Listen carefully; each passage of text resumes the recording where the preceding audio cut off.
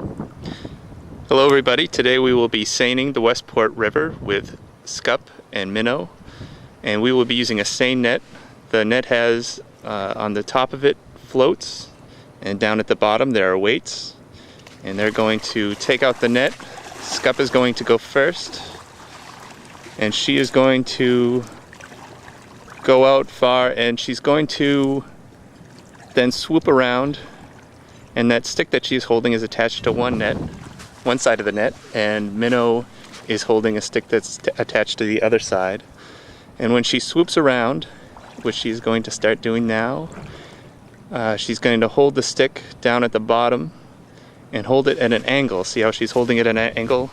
And that is going to keep the weights on the bottom, so the weights are going to keep the net on the bottom of the river, and the float is going to keep the top of the net on top of the water. So this will allow us to catch everything that's in the water column, and they're going to drag it up and they'll show us everything that they catch in the net. And when they drag it up, they're going to pull away from each other to tighten the net and bring it on shore, and we'll see what we caught.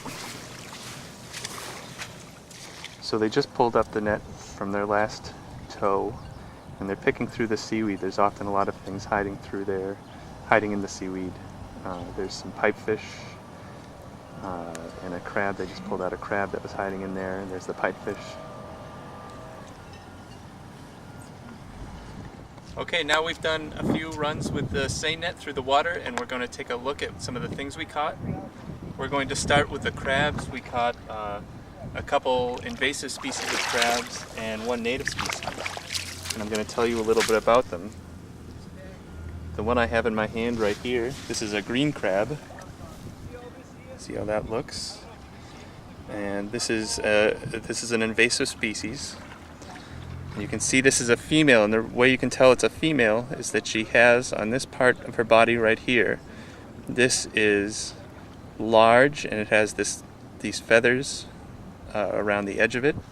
That tells us that she's female, and when she has eggs, this is where she'll carry the eggs. So this will open up and her eggs will be carried right underneath her body where they're safe from predators.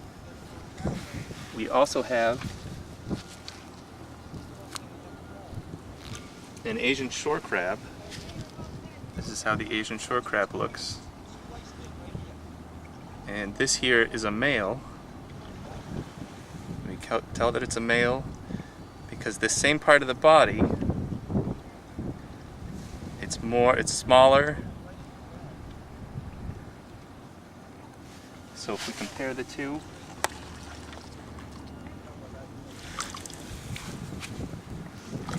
parts of the body, so this is a male over here and this is a female.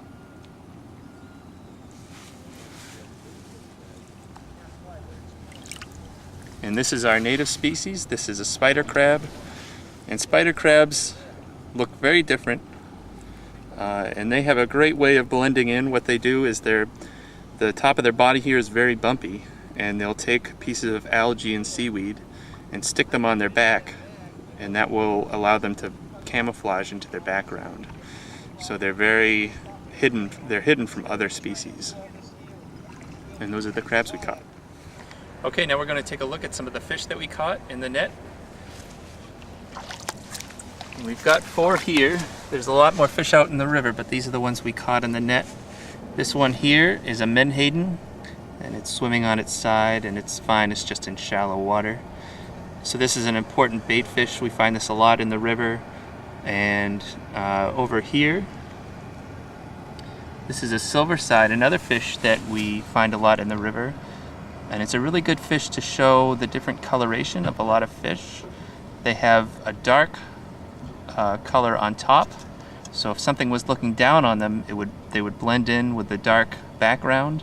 And on the bottom, if I can just turn him over here, we see he has silver on the bottom, and that's so if something is looking up, he'll blend in with the bright water caused by the sunlight. So they'll blend in whether something's looking down or looking up. A predator will have a hard time seeing the fish. Over here, this is a cunner, and you can see that it doesn't have the same coloration as the menhaden and the silverside. And this is a fish that we find often on the bottom. So in rocks. So when it's hiding in rocks, it doesn't really need that silver coloring, so it's a darker color. And over here, this is a pipefish, and pipefish, if you can tell, is very closely related to the seahorse. It has very much the same anatomy, it just has a different shape, but you can see that it has a similar head, and its tail is very similar. So they're very closely related, and they have a fin right on top here that's very similar to a seahorse's. So those are the fish that we caught. So those are just a few of the things we found right here in this small section of the Westport River. There's a lot of other cool things out there. We'll be having videos coming soon with some more information about those creatures, but in the meantime, grab a net and see what you can find.